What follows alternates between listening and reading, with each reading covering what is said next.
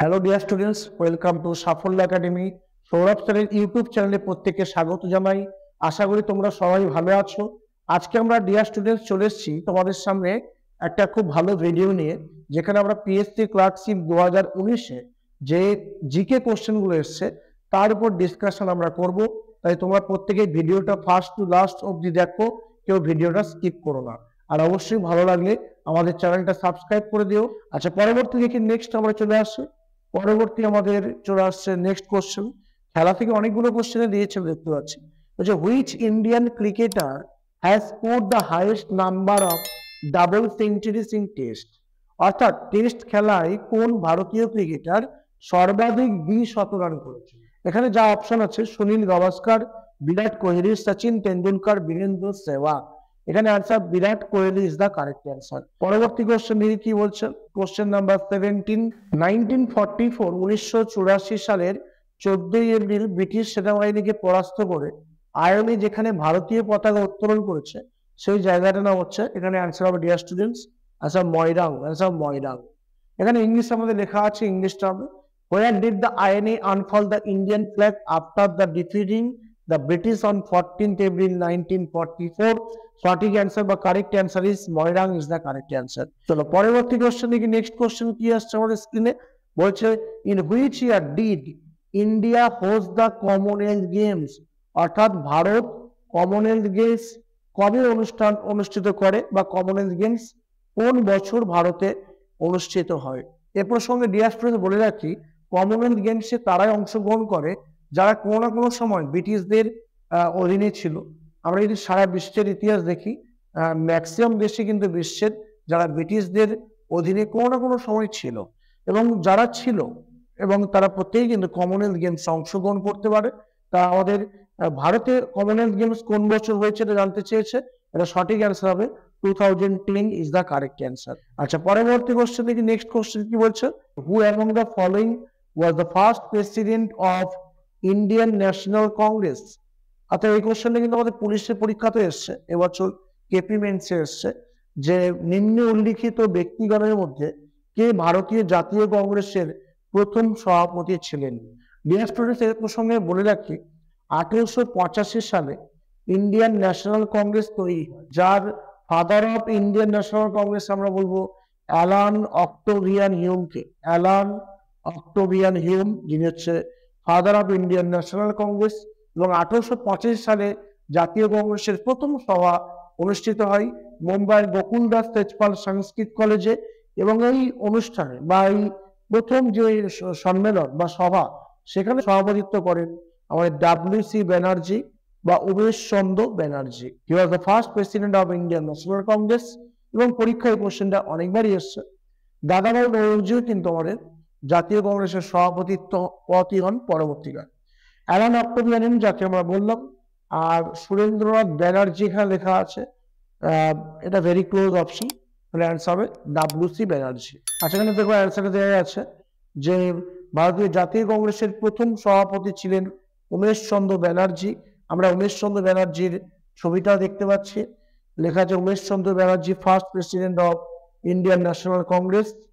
এবং 29 ডিসেম্বর 1844 থেকে তিনি 21 জুলাই 1906 পর্যন্ত আমাদের মধ্যে ছিলেন। পরবর্তী কোশ্চেন আমরা চলে আসবো ডিয়ার স্টুডেন্টস। বলছে which of one of the following ports is not in Pakistan. কোন বন্দরটা পাকিস্তানে অবস্থিত নয় বলেছে। ঠিক আছে, এটা অ্যান্সার হবে হচ্ছে অ্যান্সার বন্দর আব্বাস। আচ্ছা, বন্দর আব্বাস একটু আননোন টাইপের কোশ্চেন দিয়েছে, আবার দেখে নিই অ্যান্সারটা পুরোটা আমরা। বলছে নভেম্বর 2023 বন্দর ই আব্বাস বন্দর শহর এবং হারমুজগঞ্জ প্রদেশের রাজধানী হরমুজ প্রণালীতে আছে। দক্ষিণ ইরানের বেশিরভাগ অংশের প্রধান সামুদ্রিক আউটলেট হিসাব। অর্থাৎ বুঝতে পারছো বন্দর ই আব্বাস যেটা অপশনে আছে, এটা ইরানের কিন্তু প্রধান বন্দর, পাকিস্তানের নয়। আমরা স্ক্রিনে দেখতে পাচ্ছি, ছবিগুলো দেখার মাধ্যমে আমাদের পড়াশোনার প্রতি মনোযোগ আরো বাড়বে এবং অ্যাট্রাকশন বাড়বে। পরেরটা দেখি। নেক্সট কোশ্চেন আমাদের সামনে চলে এসছে স্ক্রিনে, বলেছে identify the statement that wrongly depicts the Mahamalipuram as. বা মামাল্লাপুরাম সম্পর্কে নিচের বিবৃতিগুলির মধ্যে কোনটি অসত্য, এটা জানতে দিয়েছে। চারটা অপশন দিয়েছে, ইউনেস্কো কালচারাল হেরিটেজ, সাইট, এটি একটি ইউনেস্কো হেরিটেজ সাইট। নাম্বার 2 তে বলছে অপশন বিতে এটি ছিল পল্লব রাজাদের রাজধানী। অপশন সি তে বলছে এখানে কথাকলি নৃত্যের জন্ম। আর অপশন ডি তে বলছে এটি একটি পর্যটন কেন্দ্র। এখানে অ্যান্সার দেখো লেখা আছে মহাবলীপুরম বা স্থানীয় উচ্চারণে মামল্লপুরম বলছে, দক্ষিণ ভারতের তামিলনাড়ু রাজ্যে অবস্থিত চেঙ্গলপট্টু জেলার একটি জনগণনা শহর। এখানে থেকে সঠিক অ্যান্সার যেটা হচ্ছে স্টুডেন্ট, সেটা হচ্ছে এখানে কথাকলি নৃত্যের জন্ম।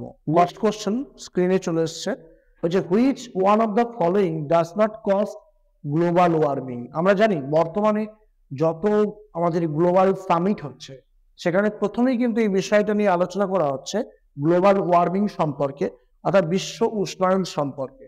বিকজ আমরা জানি যে আমাদের পৃথিবীর টেম্পারেচার কিন্তু আস্তে আস্তে বাড়ছে এবং the temperature has been growing day by day. এবং এর ফলে কি হচ্ছে, আমাদের যে মেরু অঞ্চল আছে সেখানে বরফগুলো গলে যাচ্ছে এবং জলস্তরকে বাড়িয়ে দিচ্ছে। এর ফলে সুনামি হওয়ার যে প্রবণতা আরো কিন্তু বেড়ে যাচ্ছে।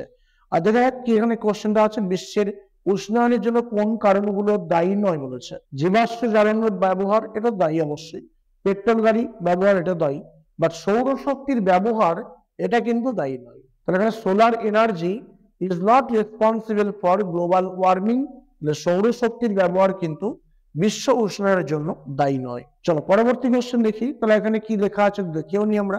লেখা আছে বিশ্বের উষ্ণায়নের জন্য নিম্নলিখিত কারণগুলির মধ্যে সৌরশক্তির ব্যবহার দায়ী নয়।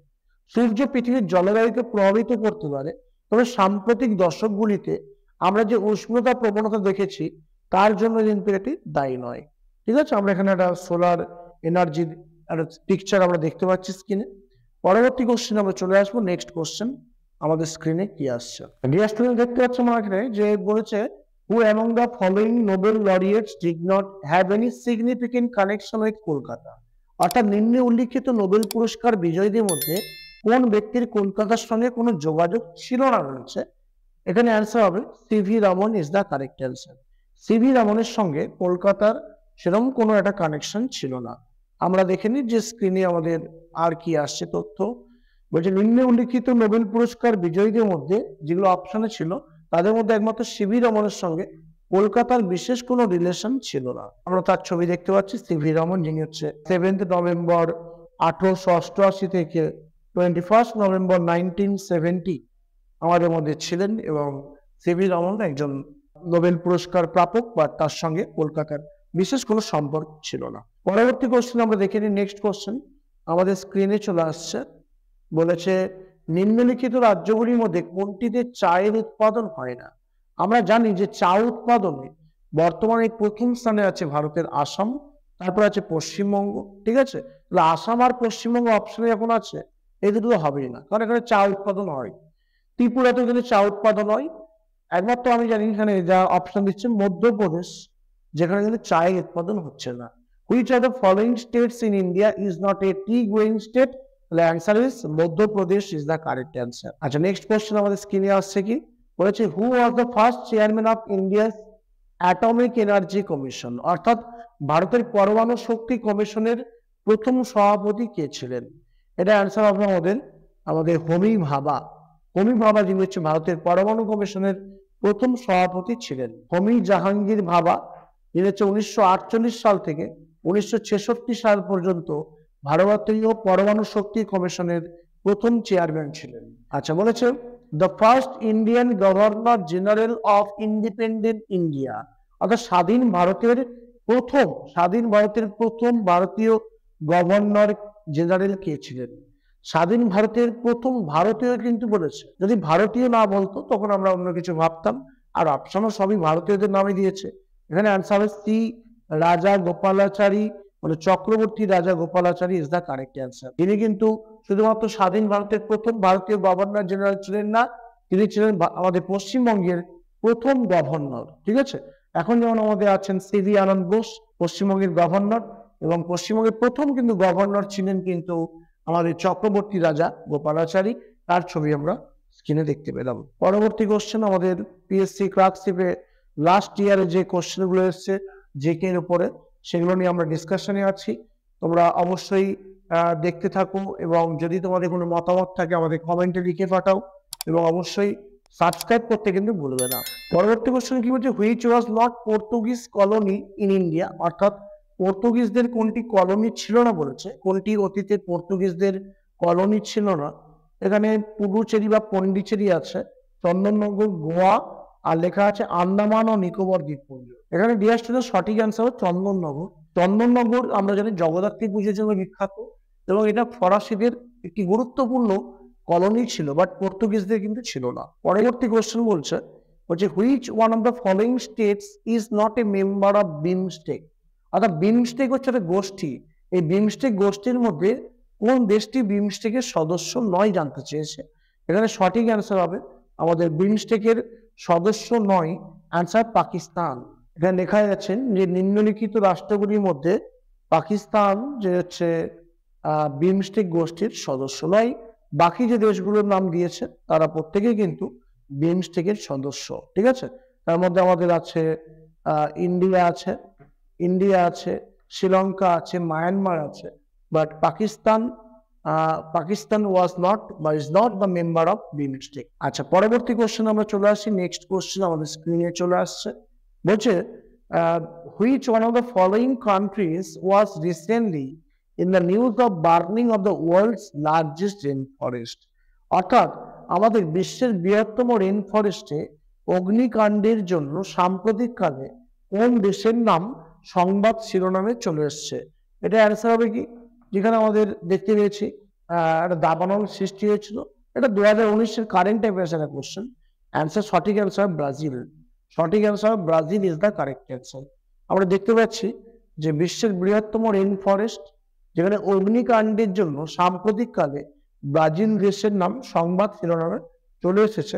আমরা সেই ভয়ানক দাবানল বা অগ্নিকাণ্ডের আমরা ছবি দেখতে পাচ্ছি, এবং এই দাবানল বা অগ্নিকাণ্ড যখন হয় তার আগে তখন কিন্তু অনেক পশু পাখি মানুষের ক্ষয়ক্ষতির সম্ভাবনা থাকে, তাই সরকারের থেকে উদ্যোগ নেওয়া হয় যে তাদের নিরাপদ স্থানে সরিয়ে দেওয়া হয়, এবং এই অগ্নিকাণ্ড নেভানোর জন্য কিন্তু আকাশ বা হেলিকপ্টার থেকে ফোম জাতীয় পদার্থ ইউজ করা হয়, যাতে এই অগ্নিকাণ্ডকে খুব তাড়াতাড়ি সামাল দেওয়া যায়। ঠিক আছে, পরবর্তী কোশ্চেন দেখি। নেক্সট কোশ্চেন আমাদের স্ক্রিনে কি আসছে, বলছে the ISRO has headquarters in, অর্থাৎ ইসরোর হেডকোয়ার্টারটি কোথায় অবস্থিত। চারটা অপশন দিয়েছে। আমরা জানি ইসরো মানে হচ্ছে ইন্ডিয়ান স্পেস রিসার্চ অর্গানাইজেশন, যেটা হচ্ছে ভারতীয় মহাকাশ গবেষণা সংস্থা, এবং যার বর্তমান কিন্তু আমাদের প্রেসিডেন্ট আছে বা ইসরোর যিনি চেয়ারম্যান আছেন তার নাম হচ্ছে এস সোমনাথ, আগে ছিলেন কে সিভান। এবং আমাদের ইসরোর যে হেডকোয়ার্টার এটা হচ্ছে অবশ্যই হবে answer Bengaluru is the correct answer. কর্ণাটকে বেঙ্গালুরুতে কিন্তু ইসরোর হচ্ছে হেডকোয়ার্টার। আমরা দেখে নিই ইসরোর হেডকোয়ার্টারের সে ছবি। ডিওএস এর সচিবালয় এবং ইসরোর সদর দপ্তর ব্যাঙ্গালোরের অন্তরিক্ষ ভবনে অবস্থিত। আমরা সেই অন্তরিক্ষ ভবন বা ইসরোর হেডকোয়ার্টারের ছবি আমরা দেখে নিচ্ছি ব্যাঙ্গালোরে।